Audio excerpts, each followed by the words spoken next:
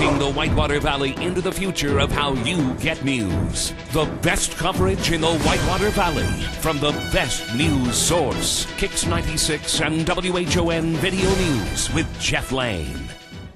Welcome to Kicks 96 and WHON Video News. It's Friday, March the 21st. I'm Jeff Lane. A 17-year-old boy who was more than 3 times the legal limit of intoxication led Richmond police on a high-speed chase this morning. It happened at around 3:15 this morning. Police noticed a speeding car near the intersection of South 8th and A. When they tried to pull the driver over, he fled south on 8th and reached a speed of 85 miles an hour before losing control and crashing into a tree at the intersection of South H Street. Skid marks were more than 100 feet long. The boy, who had no driver's license, was taken to Reed Hospital with non-life-threatening injuries. His blood alcohol level was .248, more than 3 times the limit of .08. A passenger in the car was not hurt.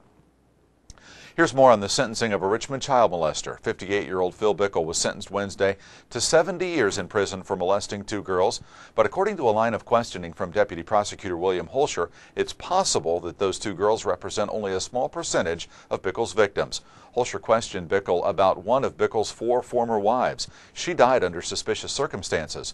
When asked by Holscher about the cause of death, Bickle said it was respiratory arrest. Holscher indicated there was an investigation into that death and got Bickle to admit that a polygraph test came back inconclusive. Bickle is also thought to have molested as many as 15 girls, but the statute of limitations has run out in those cases, and that's frustrating to Holscher. Whatever the truth is, you want the truth to be known, and that's the job of a prosecutor. A lot of times we don't like sentences, or we don't like cases we have to dismiss, and I know the public sometimes gets frustrated with us quite a bit, but under the law we try to seek the truth, and we always have a sense of satisfaction when that truth comes out. Bickle is appealing his conviction. The Fayette Regional Health System Foundation will be presented with a grant check from the Health Foundation of Greater Cincinnati today at Brookville Immediate Care. But that immediate care expansion project is now the source of controversy.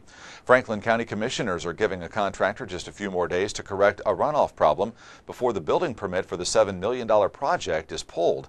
Dick Schmidt is a business owner on US 52. He told commissioners that since the project began, his property has been flooded with runoff and sewage. He said that new paving will only make the problem worse. The hospital, in a written statement, has denied a problem.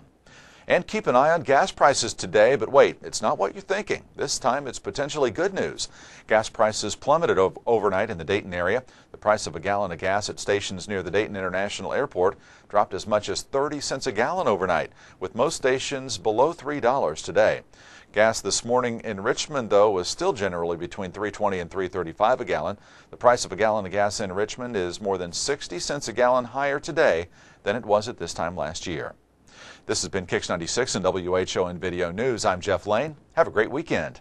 Leading the Whitewater Valley into the future of how you get news. The best coverage in the Whitewater Valley from the best news source. Kicks 96 and WHON Video News with Jeff Lane.